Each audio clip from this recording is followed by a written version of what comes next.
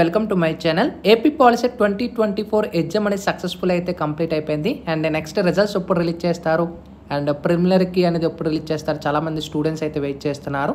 డీటెయిల్గా వాటికి సంబంధించి మీకు వీడియోలో అయితే ఎక్స్ప్లెయిన్ చేస్తాను. రిజల్ట్స్ ఎప్పుడు రిలీజ్ చేస్తారు అనేది వీడియోలోకి వెళ్ళే ముందు ఛానల్ ఎవరైతే ఫస్ట్ టైం ఇచ్చేస్తారో సబ్స్క్రైబ్ అయితే చేయడం అయితే మర్చిపోవద్దు.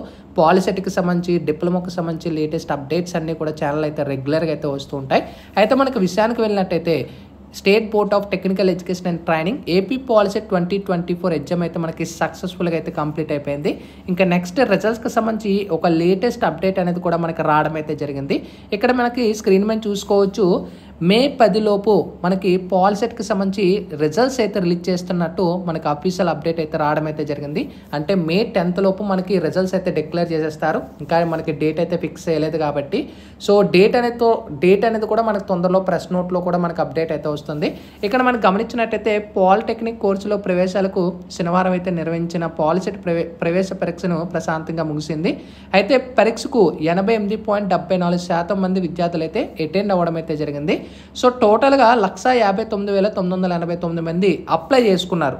వీళ్ళలో 141,971 మంది ఎగ్జామ్కి అయితే అటెండ్ అవ్వడం అయితే జరిగింది.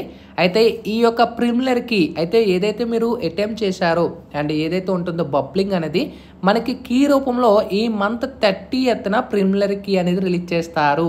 ఓకేనా, గుర్తుపెట్టుకోండి 30th. అయితే మనకి టోటల్గా రిజల్ట్స్ అయితే మే 10th లోపు అయితే డిక్లేర్ చేసేస్తారు. అండ్ విత్ ఇన్ 1 వీక్లో మనకి అఫీషియల్ డేట్ అనేది కూడా మనకి రిలీజ్ అయితే అయిపోతుంది. సో టోటల్గా అప్డేట్ అయితే ఇది అనమాట పాలిసెట్కి సంబంధించిన రిజల్ట్స్ అని అయితే. సో ఎవరు కూడా వర్రీ పడద్దు. సో మీకు మంచి స్కోర్ అనేది వస్తుంది. అండ్ పాలిసెట్లు అందరికీ కూడా అంటే డిప్లొమాలో అందరికీ కూడా సీట్స్ అయితే వస్తాయి. సో మంచి ర్యాంక్ వస్తే మీకు గవర్నమెంట్ కాలేజీలో అయితే సీట్ అనేది వస్తుంది అనమాట. కానీ తక్కువ మార్కులు వస్తే ప్రైవేట్ కాలేజెస్లో కూడా సీట్ అయితే వస్తుంది. సో ఏదేమైనప్పటికీ కూడా మనకి లాస్ట్ టైం అయితే చాలా మటుకు లేట్ చేశారు కౌన్సిలింగ్ అనేది డిలే చేస్తూ.